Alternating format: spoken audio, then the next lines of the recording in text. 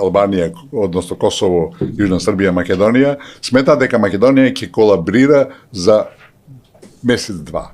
Сметаат дека такви какви што сме искарани меѓу себе, дека Македонија ќе колабира да дадат 3 месеци и ќе почне федерализацијата уште тогаш. Не успеава и тие во ја сменија својата политика после 2-3 месеци, колку беше прилike, некаде во март почна, нели така, мај, април, мај, некаде или во јуни, ја сменија и ја претворија во човекови права.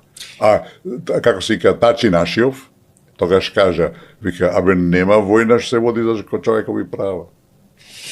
Ако се согласиме, дека војната беше за територија, нормално дека јас така мислам, тогаш, а знаеме дека територија не успеа да оцепат од нашата Република Македонија, значи дека не победи.